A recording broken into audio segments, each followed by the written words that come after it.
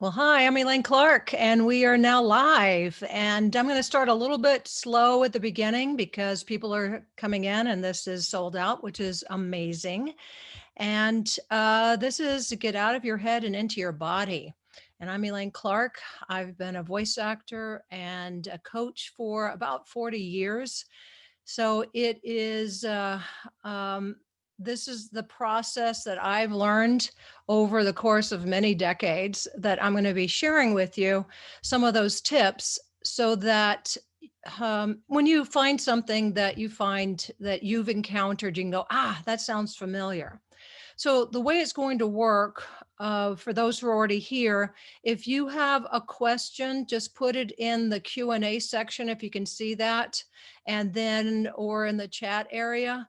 And then I'm going to go ahead and do my talk once everyone starts coming in a little bit further, and then I'll address some of the questions as they, as as I get to it, so it doesn't have just a willy-nilly crazy kind of moment. But ooh, I'm excited to be here with all of you. I wish I could see your faces because I know that there's so many people I know and a lot of people I've never met before. So this is really fun for me. So right now I'm just sort of hanging out with myself and and seeing how all this works. So if for people who aren't familiar with my books, I have a couple copies of them back there. There's Money Where Your Mouth Is. This is the 4th edition. And recently I came out with voiceovers for podcasting. So it is a really good book about how to, from soup to nuts, with great interviews and wonderful information in there. So if you're thinking about a podcast, that's something that you can consider. And I also have a couple apps, Activate Your Voice and Adding Melody to Your Voice. And those are complements to what we're currently doing. And I see a hi from Deb DeVries, so I'm going to say hi back. So if anyone else wants to say hi, you're welcome to. And I'm going to start here. We have about a quarter of the people in right now, but I'm going to go ahead and start. So the idea is that oh, here's one. Glad to meet you. Hi, Roberta. So, and the idea is to find out why you're having issues. So we all have issues. This is part of the deal about being an actor. It's all peeling away all the different elements to it.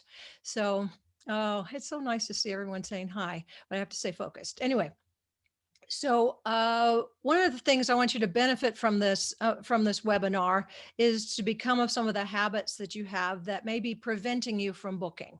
So the thing about having something that you do all the time, it feels good, or it used to work, but it's not working now. Styles change, and where someone might have been booking a lot, the styles have changed, so they don't book, or someone who wasn't booking starts booking a lot because the styles have changed into their favor. So that's one thing. And what we really have to do is think about how much of your information is in your head. So I don't know whether there's a way to raise your hand, but that when we say, it didn't sound the way I had it in my head, that just means it was an idea. And acting is not an idea. It is about taking that idea and putting it in our body, having it drop down into our heart and our gut. And so when it does that, then we have to physicalize it so it becomes part of us as well. So if it just stays an idea, it's beautiful. And this is where I was in a play some years ago, and the opening part of it was from the playwright says, I came up with this idea as I was walking down the street. I lost half of it, that idea, when I sat down at the typewriter, and I lost another 25% when I tried to put those ideas into words. So please, actors, put back the 75% that's still in my head. So when I read that, it empowered me. It said, oh, I've only been giving 25% because I've been doing what's on that piece of paper, which then reminded me of people saying, lift the words off the page. The words aren't important, which we've all struggled with, because how can we be in voiceover if the words are not important? So that's what's kind of crazy. Uh, but it's about how do we put it inside ourselves. So one of the things that I've done is then created a system for taking that idea out of our head and into our body. And one of them you might have already tried out is with that word emphasis chart. So I have it in my app that's adding melody to your voice. And it's also in my book, where we have the dot and the wiggle and the other stuff. Now, a lot what I found is that when people were telling me to to move or to gesture, it was all very, very haphazard and random. And then when I did something well, they said that was great, I didn't know how to replicate it. And part of this is us knowing how to put the right things in the bag of tricks, and how to bring those things out of that bag of tricks when we need them, and how to put other stuff back in when we don't need them. So, so just little things that we can do with that word emphasis chart, just to show you just a simple part of it, is if I need to punctuate something, this is where then you could just do that little pop with your finger. So if I go, that is correct, then that word stands out. If I want to make it a carrot up, I can go, that is correct. If I want to carrot it down, go, that is correct. If I want to make it shimmy, I go, that is correct. So it keeps on and on and on with each of those, but it has to be specific. So as I was teaching people over all these decades how to do this, that I found that most people were uncoordinated, that the that sometimes they would do it on the whole phrase rather than that specific word, or it would be or it would just be after the fact.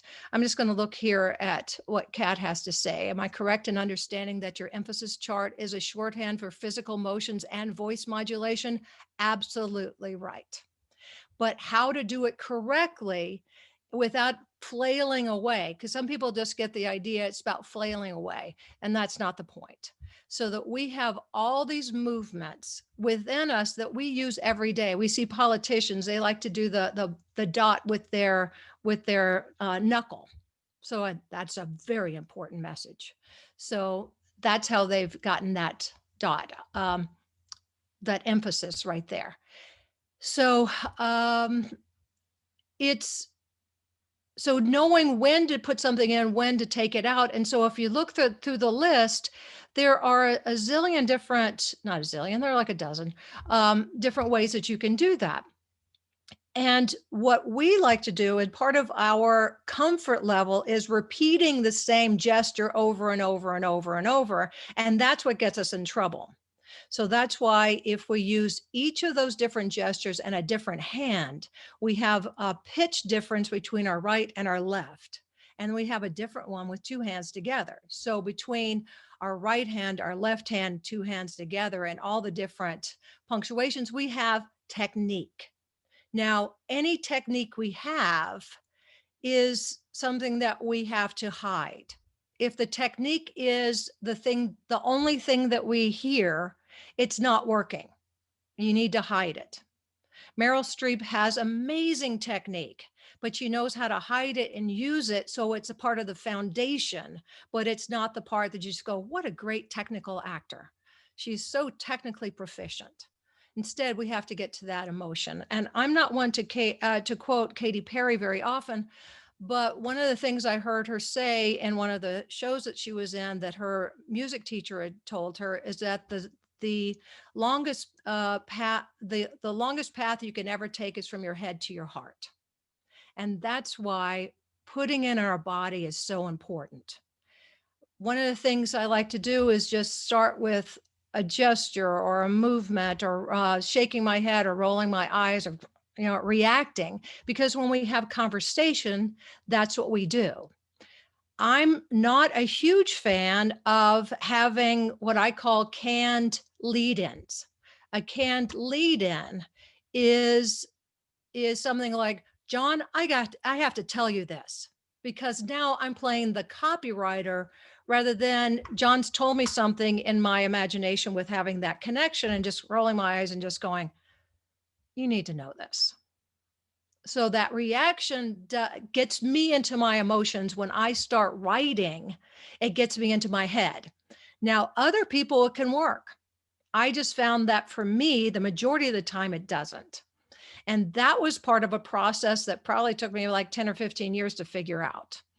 And the thing about this business is that the longer you're in it, you start doing these things naturally. But my idea is let's take the shortcut and learn it. And it's like learning dance steps.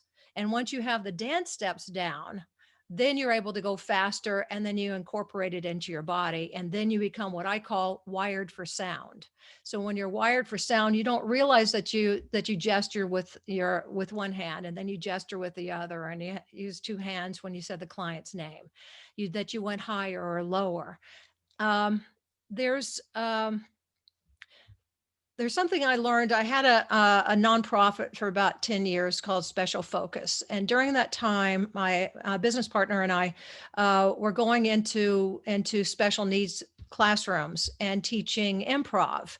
And one of the things we learned is how the students have to cross what's called the midline, and that's your heart. So throughout the day, they have to cross right and left and right and left in order to access this area.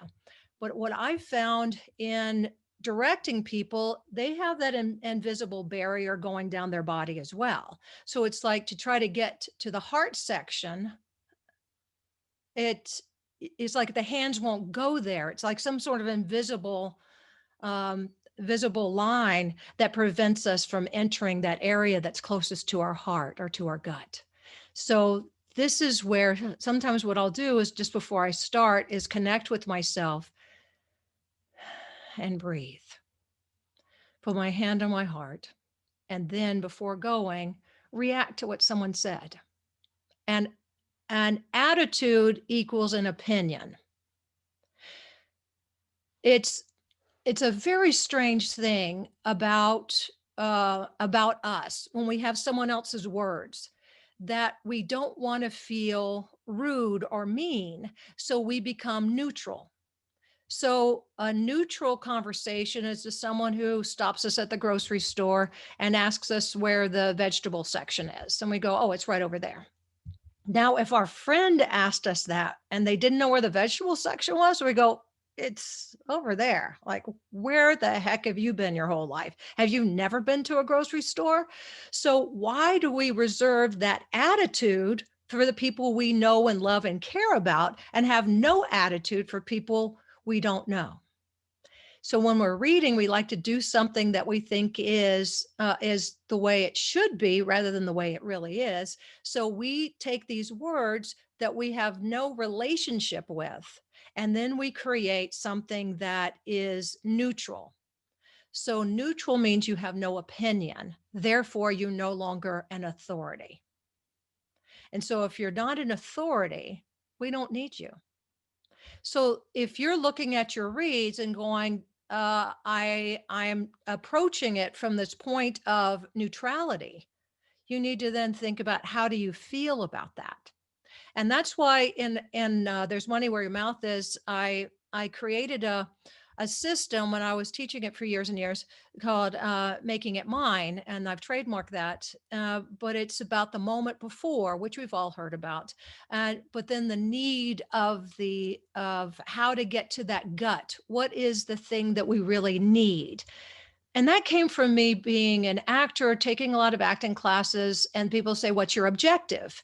And I found that every time they said objective, I went into my head. It was like a some sort of business proposition. So rather than getting into my heart, I never said, what is your objective for dinner tonight? So what do you need for dinner? If you're cold, you say, do you need a heater? Do you need a blanket? We don't go, what is your objective for getting warmer? Do you see how odd that is? Yet an objective is more about intentions, and intention changes are about how we move our body, how we gesture, how we move specifically. And once again, every 3 seconds, There, 3 to 5 seconds, the attitude changes in voiceover. And that's why we have to put it in our body, because if it goes in our head, it takes too long and we're way behind and we keep getting further and further and further behind the message. So we have to stay with our body and stay with that reaction. And the funny thing that comes with that is history.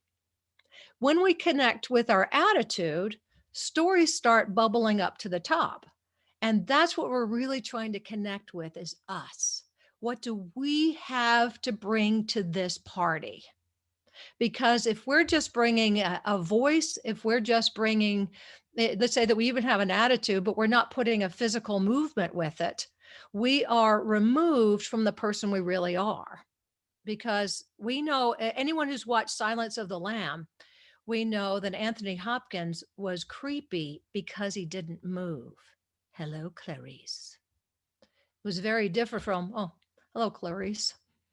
So that would have a movement that would go along with it. So you need to start analyzing everything you do. This is where I remember seeing the movie Tootsie. This is eons ago, so young people, you probably have no idea what I'm talking about. But this is where Dustin Hoffman ended up getting a role as on a soap opera, and Terry Garr is in the bathroom crying because she couldn't even get an audition. And as she's crying, she looks up and looks in the mirror and says, "I have to remember this." So we are students constantly of our emotions, of our movement, of the people that we talk to, of all those attitudes we have with the various people. And the other thing we have to do is not be so general. Most people are very general with, I'm going to talk to John when he's on the corner wearing a hat. But there's no reason why we're talking to him. And so that's a real issue. So now it doesn't open emotion. So our lead in, our moment before is like taking a rubber band and just pulling it so that we snap into position. And the middle part of the body of the copy is how we knock down the problem and we solve each of those issues. And the last part's how we send it off to someone so that they feel and take action. So if you listen back and you don't feel anything, you're unsuccessful. If you are, if people said, "I loved you" in that commercial, I can't remember the name of it, you were a failure. I mean, as a person, you're a wonderful person, I'm sure. But our job is to have people remember it. So if they just know that it was funny or that it was interesting or they saw you, but they can't remember the product, something is missing.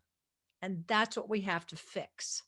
So hopefully while we're going through this, you're writing down some notes of saying, I hear myself in this.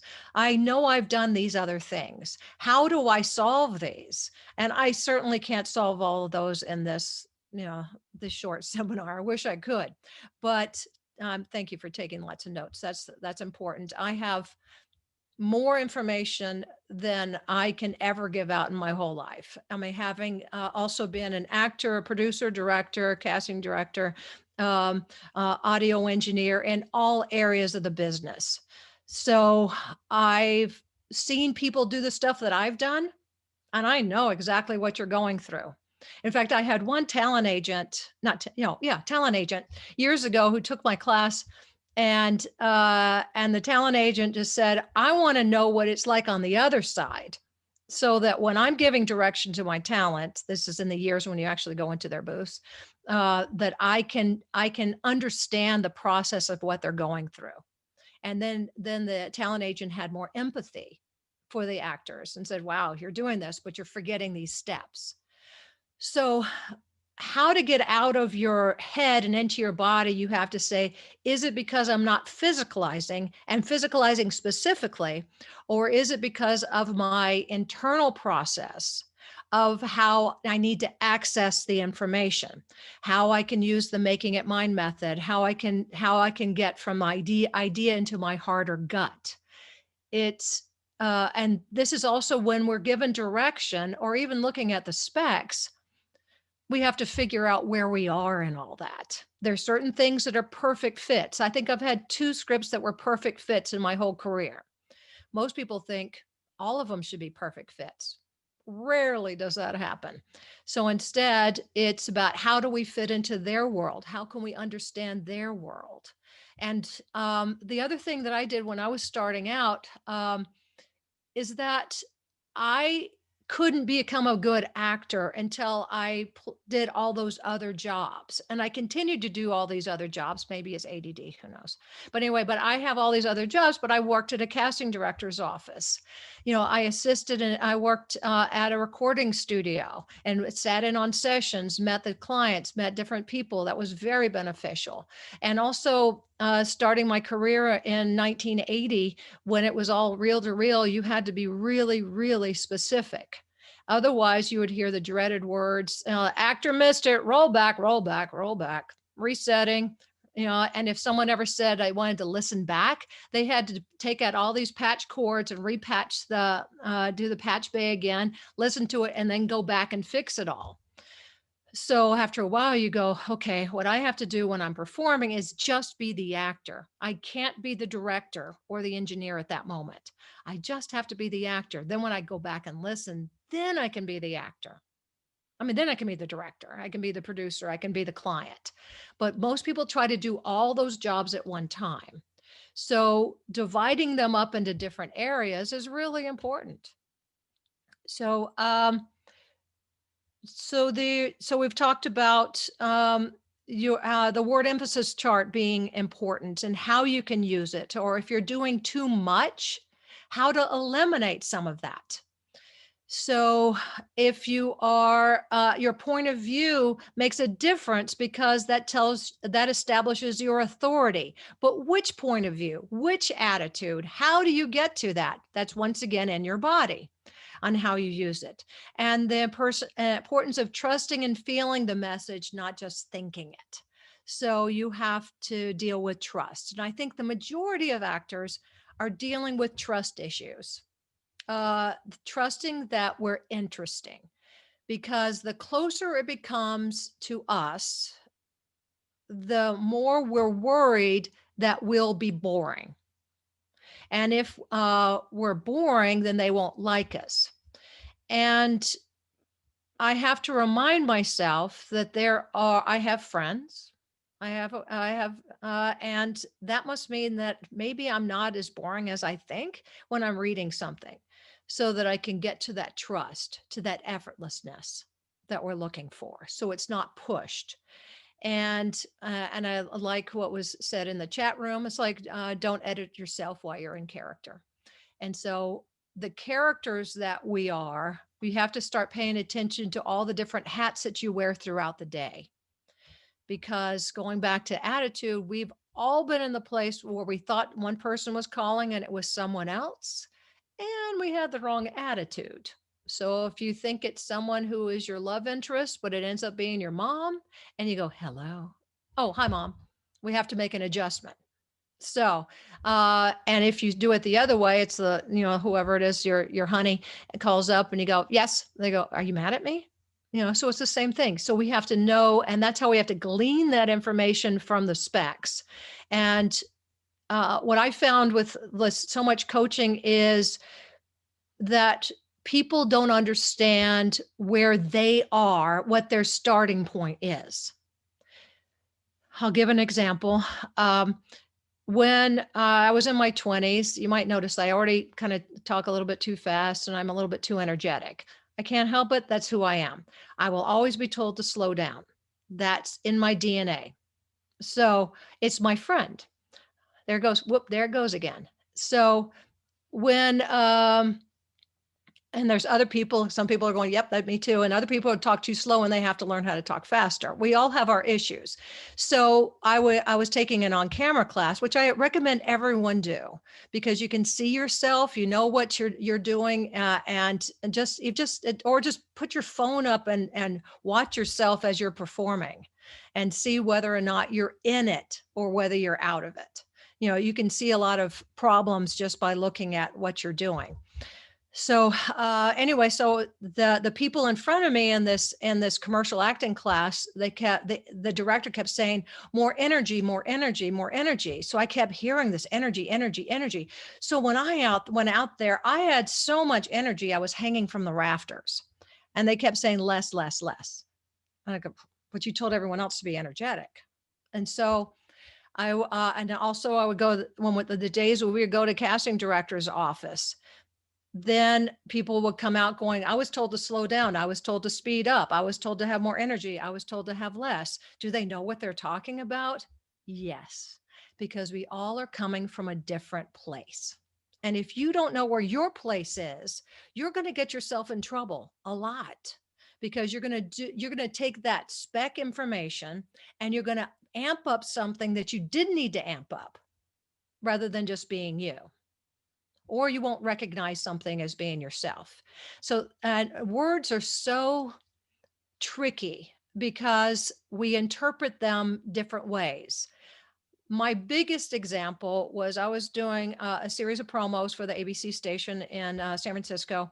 And this, I was in my 20s when this happened, and the director kept saying more provocative. Okay, I'll get more provocative. No, more provocative. More provocative. No, more provocative. More provocative. And then they said, no, like you're going to hit someone. I went, oh, completely different. So I realized that as a female, we typically would put the word sexually provocative in front of it. But as a male, he was saying like you're going to fight someone to provoke, right? But though the words hit me differently from a different gender perspective. So we're going to get in trouble with words, with the interpretation of words. And that's part of your discovery about yourself. And that's the discovery about how to rewire yourself, how to get into your body and out of your head. So there's certain scripts you go, okay, I have to sound like James Earl Jones and Ellen DeGeneres at the same time. Okay. So what does that mean? So uh, I will have to just I'll take the humor of Ellen DeGeneres, but I'll take the slowness and the bravado of James Earl Jones. I certainly can never sound like him. So this is what we need to do. So part of it is discovering who we are. What is our starting point? How much of our body are we using? What are the things preventing us from getting to the core, from taking that idea and putting it inside us? Where is that trust? Where are those trust issues? And those are things that you have to do on an individual basis or a small group basis. You can't do it, in a broad way like this. You can think about it, but it's all about having that adjustment and figuring out who you are and how you go about it, so that you can move ahead. So I suggest that if you have some questions you want to write into the Q&A, I can answer them. I can keep on talking, because there's but we have like 45 minutes to an hour. But please, I want you to have a chance to say something that maybe I have the answer to. Then there's also the transition. There's a great interview in There's Money Where Your Mouth Is, that is with a talent agent in New York. And the talent agent was saying that the biggest problem was actors who have worked in their 20s and 30s and then are not able, then they seem to have trouble working in their 40s. What has happened? And the answer was that when you're younger, you get through life more with attitude, a certain kind of bravado. I remember when I started my first business at 22, I lied and told everyone I was 25 because it sounded so old. So, and, but then when we get into our 40s, we're more storytellers. Yes. The movement chart is in the book. and let me just, I'll answer that question right now. And this also, when this book was written as a 15-week college course, so it's not meant to be read in one sitting. There are little lessons throughout every page. So the word emphasis chart is on, I should have all this memorized, but sorry. Oh, okay. So it's on page 95. And thank you, Brian Q. Swearing by it. Love that. And then the other is if you decide to download the speech and diction adding melody to your voice app, it has a place for you to have it in there. See if I can get it where it doesn't, so it's right there with you all the time. And then it has a place for you to record yourself and practice. So each of these has a place to listen, and then I can record myself as well and then listen back. You're just going to hear me repeat it, and I can listen back and see how that works. So this is at the App Store. You can go to my website, elaineclarkvo.com. And then the other one, everything I do is really based on problems. So I'm a problem solver. I also got a degree in education as well as a theater speech communication. So I think at my very core, I'm a teacher. I am a coach. I see things from a learning perspective. And the other one is activate your voice. And the reason why I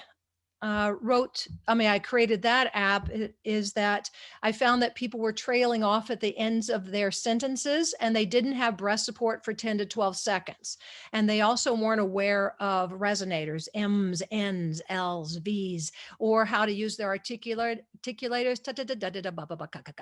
So there are all these elements of it, or how to open their mouth and have clarity and have it have a better sound on mic. There are times when you want to be muddy and not have good diction, especially like a testimonial. And there's other times when you want to have really clear diction and really specific placement, especially when you're doing retail promos, trailers, that sort of stuff. So let me just see what some of the questions are. And that okay, there we go. For your classes, do you expect people to come in with experience of some time? I've only taken a couple classes and done one job for an animation student. So that was Kat who asked that. I'm just going to do these live, say it alive with speaking rather than typing it. So I work with people on all levels, but I treat everyone the same, because someone can be in the business for 10, 15 years and not know this. And other people are just starting out, and they can start with that foundation. And what I think is that people who have been in the business can learn from someone who's starting out and go as a reminder, like, oh, I can see what they're doing, or they can see this fresh approach that they've never seen before because they don't have any rules. So I think that it's really just about seeing how it fits into your body, seeing how it works, and then you can go from there. So where can you take an on-camera class? Are they doing a Zoom class? Well, maybe here on the Help Network, they have on-camera classes. I know that in the past, I've taught quite a few, but it's currently something I'm not doing. But oh, someone said, how did I get my first gig? So anyway, but there are places all around that will do that. The internet's a really clever place. It has some good information sometimes. And how did I get my first gig? I'll tell you a little story about my first gig. It was, I was hired, I believe this was my first one. So this was, when you go back so long in time, it's really hard to remember. But it was one for a place in an amusement area in San Francisco. And so there were two things that I did wrong. So first of all, I was hired, and there were two of us. It was a dialogue spot. And when I came in, I was just, of course, so excited. And the other person I was reading with then he went over to the soda machine and got a Coke. I thought, well, I'll get one too. So it was horrible because I wanted to burp through the whole session. So I learned something major. It was like 20 years later, I talked to that actor and and I said, remember that job that we had? He said, yeah, I couldn't believe you got a Coke. I said, why? He said, well, you were the lead in the whole thing. I just had a couple little, yeah, uh-huh. So I couldn't believe that you actually did that. But trying to fit in, you realize all the stuff that you can actually do wrong. So I learned a lot from the school of hard knocks. And so that was, I guess, one of them. I still got paid. And I also realized coming as a theater actor into it, I was really good about 2 weeks after the job, not on the job, because I had to figure out how it went into my body and how I got there faster rather than that osmosis thing that a stage actor will do through a course of 4 to 6 weeks of rehearsal. So that immediacy was really hard. And that's why I came up with the making it mine method. That really works for me. And I've seen it work for tons of people. So I'll just say, leave that as one of my gigs. So if you're to say, asked to sound like James Earl Jones and Ellen DeGeneres or a bit unrealistic request, do you just pull characteristics from what? Yes. And that's what I said. I know that, first of all, Ellen DeGeneres, I go, this is great because she's from New Orleans. I spent fourth grade through college in Louisiana. So there's a sense of humor and a certain way that we talk that I have been hired for a lot, I won't say a lot, a few Ellen DeGeneres things because I have a slight Louisiana accent, and it's just a point of view of living in that state. We like people and we talk too much. So, and anyway, there are other things I can go into about the state, but that's for another discussion. And then for James Earl Jones, I know that he was a stutterer, and that's why he took speech lessons to slow himself down. And that's why he ended up with this beautiful, deliberate sound. And uh, because if it speeds up, that's when he will start stuttering, which he was in one movie uh, with believe it was with Robert Duvall that they played brothers. They realized that they were brothers, and they get into a fight, and he starts stuttering. And I went, oh, there it is. So it was really, I mean, I thought it was kind of cool. So let me just look at this. So like one person said, okay, minimal gestures to the right, for the right emotion, recording in a closet. Yeah. So we all have our space. The bigger the character, if I'm doing a video game or a cartoon, it needs to be bigger. You have to take up more space, or you just give yourself a body pop. If it's commercials or narration, you can just do gestures right in this little area here. It depends on what type of spot it is. I create a stage with my hand gestures that are appropriate for each of the characters. That's how I do it. So, and how do you recommend getting into your body for longer form VO, like e-learning and audiobooks? So I've done like 1,000 for the last 20 years. I've probably done like 1,000 e-learning, either directing it, casting it, recording it, some form of e-learning. So it is it's how you stand and how you move that you stay in character. And most people drop character constantly. So it's sort of like I'll gesture and drop my hand. It's just too hard to leave my hand up. But that's part of the pull of reading conditioning that says you read at louder at the beginning, softer at the end. But people don't talk that way. So you're fighting the logic in your brain along with the reality of how they're completely opposite animals. So how we read has to be reprogrammed to sound like the way we talk. But the logic in our brain that's been told to read this way short circuits. So usually when we short circuit, you're going to have a lot of errors. And people are like, oh no, I'm making errors. I'm going, yay, you're starting to reprogram. I see it as a positive. It's part of the change. So so let's see, there's one about theater background too. Yes, definitely learned a lot from that. So what there are different types of acting that we come from and different styles of how we get there. So we have to figure out how we are using the mic as an ear. And in theater, the ears of all those people, when we could go to theater, was way in the back. So we have to lose some of our emotions in order to project out. But with this microphone, we don't have to lose those emotions.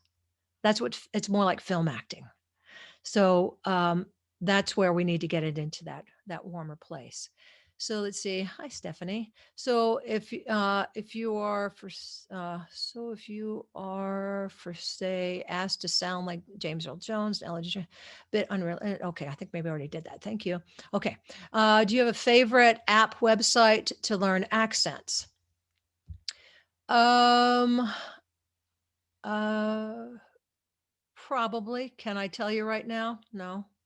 Yeah, but it's um, part of it is ear training and other ones learning the IPA. I've worked with Doug Honoroff, over the years. He's way ahead of me in that department with dialects, and it depends on how big or how strong that you need to make those dialects.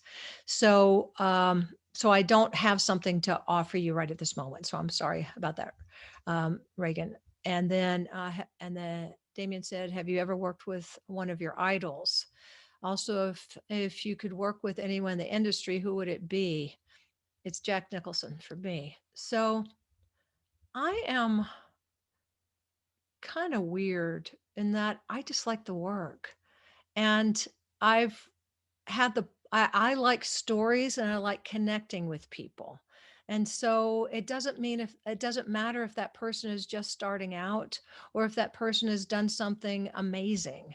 I mean, I've been in a few movies. I usually have small parts in movies, um, and and it's really fun. It's about the fun of relationship for me rather than um, meeting someone specific. But I've met a lot of people over the years, and I've enjoyed everyone. And I think with every one of them, they just want you to be you and have a real conversation. And so that's what I strive for when I work with someone. So I'm sorry I don't have a better answer. So that's it. Do you have any quick voiceover accent work tips that you can give to a beginner? Uh,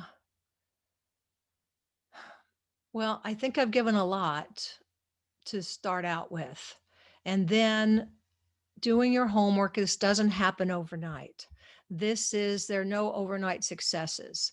There are, it's about working at it, learning who you are, and as you age, readjusting to that change in your age range. And uh, if you're really looking for information, I have more information that you could ever imagine in both of my books and in the apps, and that will keep you busy for a long time. So that's what I would have to say. So then Max is asking, what tips do you have for muddying up your voice for conversational reads without losing making it intelligibility? That's a hard word for me to say. Sorry about that. I guess I'm muddying it up. So it's about making your voice less precious. It's a way of communicating. It's a way of just of having a message. And when you don't think before talking to someone, let's say that someone's dealing um, with an issue, like has a medical issue and they're not feeling well. We don't go, should I have a better articulation or a muddier articulation? I need to decide that before I talk to them. Instead, we get connected to our hearts. We prep ourselves, and then that sound comes out. So I think that the other is going into a place that's too intellectual. Um, if and the way you use your body, and just notice how when you just are moving, we're going to get a little bit muddy. We don't want to get so muddy that we're going off and on mic, because that's ridiculous. Um, but it's just doing less. That's really what it's about, and letting us and our personality and how we feel stand out. So, any other Any other questions from you guys? Authentically and normal over pressing to do something rigid or too structured. Yes, that is correct. But with everything we learn, with everything we do, you have to overdo it and then pull back. Otherwise, it's incremental changes. Incremental changes and improvement takes too long. Be willing to be wrong so that you can be right. Because if you're worried about being perfect, you'll just be boring, because perfect is boring. It makes the rest of us who are imperfect in many, many ways, makes us feel inadequate and distanced. So, and I'll just give an example of it's an on camera thing, but still, that's why a lot of things you learn from on camera because you see yourself back. But I was cast in a commercial for Microsoft, and I went in, and we had to pick up a bunch of stuff off a table, and then carry that from the table as much as we could fit into our hands over to another table and drop it off. That was the audition. So I did that, and I somehow got a flashlight. And then as I was walking past, I shone that flashlight on all the auditors' eyes as I was doing it. And then I put it all down, and I dropped some stuff on the ground, and I picked it up and put it in and went, sorry. And then they said, okay, you're done. And I left. I was like, oh, stupid, stupid, stupid. Well, anyway, I got cast in it. So they were looking for imperfection. I did a really good job of imperfection. But I wasn't trying to be imperfect. I was just being awkward me. So now I get the job, and the job is now you have a phone call. There's a phone call, and I think it's in my purse, but I can't find it in my purse. So I have to empty the purse on the sidewalk. And there's some people on the steps in the building to my right. So what I do then is then I'm searching for it, and then I hear hello, and I realize it wasn't even my phone. So I pick all the stuff up off the sidewalk and put it in the purse. And as I was walking off, I leave, and I think, okay, that was whatever. And the director runs over. I said, that was brilliant. When you tripped, I went, I tripped? I didn't even know I tripped because I'm awkward. I'm going to do something weird. I didn't even know I tripped because I trip on sidewalks all the time. They're uneven. So, but he said that gave it an ending. It made it, you seem even more pathetic. Perfect. I love being pathetic. So, I think, so that's just knowing how to play the part. And I think if you go back to the conversational read or whatever, I think that most people haven't figured out what their job is. What is your job? And your job is not just to read words. Your job is more than that. You have to you have to share an opinion. You have to motivate people to take action. You have to believe everything you say. And that's the hard part. Thinking about it, the script analysis part is like the part that's on the piece of paper. That's like 25%. The other 75%, you have to put it back into your work. And how do you put it in your whole body, not just talk from here up, and especially from this area, the cranium reads. So Uh, VO specifically for video games. I wish I had. I don't have. That's a good question. So, but I think that if you just take any script that you have, and you just put your phone up on, and watch yourself read it, and then you look at it and say, is that me? Is that interesting? Because most of us in voiceovers didn't realize how much of our communication is visual. So a picture is worth 1,000 words. And we were only doing a small portion of it because we realized that we're lip readers, that we look at people's um, physicalities to make a difference. And this is where it's really tough when you're on like some sort of audio connection, that they're directing you rather than physically being in the same room or seeing someone giving you direction. You can't see when they're going,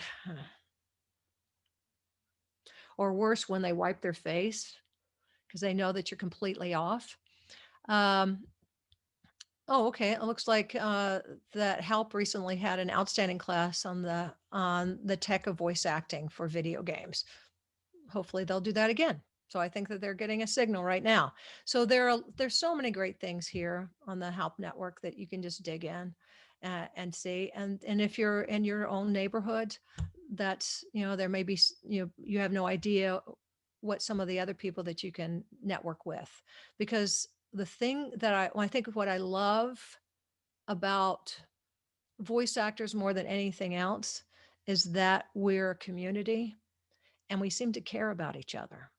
And even though we wanted that job ourselves, we go, that would have been nice. Uh, but but I'm glad that so and so got it. They deserved it. Good for them. And we're willing to help other people. So as long as we're willing to help other people will learn, and it stays a really wonderful business. So I think that's about all I have to say. So that sounded like a really good ending, in my opinion. Uh, so unless someone has some sort of question or comment for me to address right now, then I think we can say I say thank you to all of you who are here. And I so look forward. Oh, and I see so many great people that I know and other people that I haven't. I love you too. Um, and um, and from all around the country, this is so amazing. Oh, yes, yes, please write me. Makes my ego feel good. So, as we're all at home or in at some other location, and we're not, with people, human interaction is such a is so missed by all of us, that just that connection is what we're all looking for, and that's what our voiceover work is about. It's about it's about human interaction. It's about caring about the person we're talking to, and and solving a problem. And we're better at some problems than others, and that's what we have to look at as well.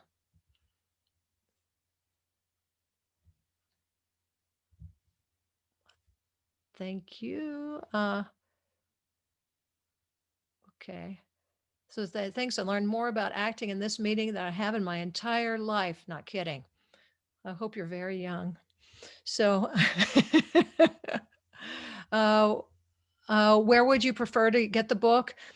You can get it through Amazon. If you go to my website, elaineclarkvo.com, and you go to the very bottom of it, I have different places where you can click to get the apps or get the books. One of the option is to either get it through Amazon or get it through the publisher. But when you say you're going to get it through the publisher, there are actually like four pull down options, and one of them is from the publisher Simon and Schuster, and the other ones are from Barnes and Noble and some other options there. So any way you get it is fine. So I just I have to tell you a silly story before I leave. I wrote the first edition of There's Money Where Your Mouth Is way back in the 90s. There were no other voiceover books, training books on the market. There was one that Susan Blue had written that was really quite nice, called Word of Mouth. And it told a lot about the business. But I kept saying, as an educator, that I wanted to say more about how to go about it. So I thought, well, I'm just going to write this book so people will leave me alone. I'm just going to put it out there. And I was really surprised how many people came out of the woodwork and said, oh my goodness, I need to know more. Uh, um, I need to know more from you because I read your book. I was really totally surprised. People kept saying I had a plan.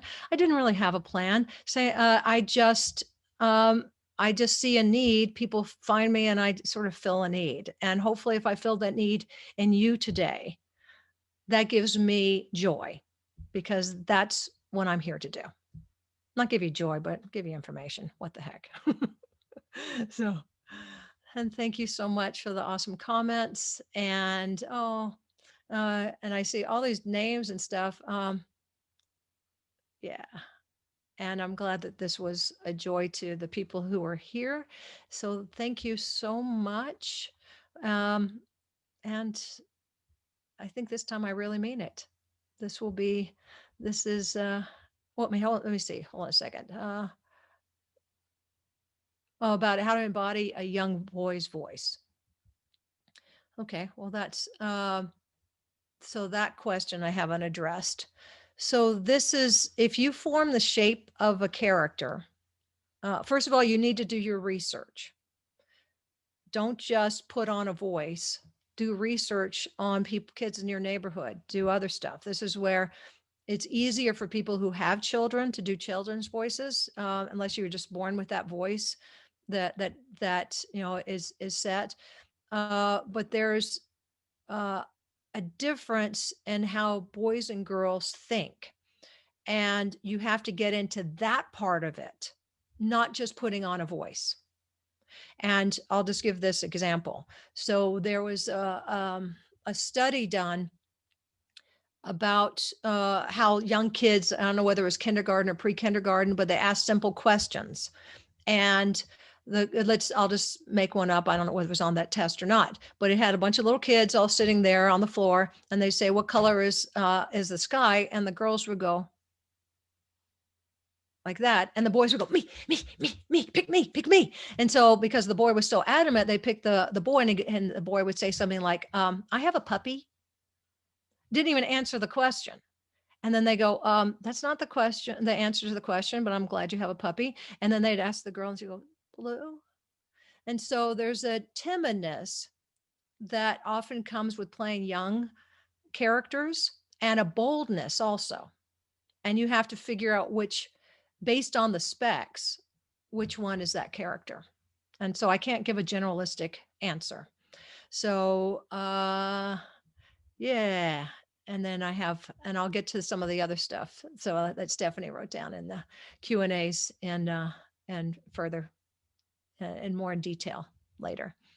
So, yay. I hope that I spark some interest, some excitement. I look forward to seeing you guys at somewhere down the line, and hearing you, seeing you.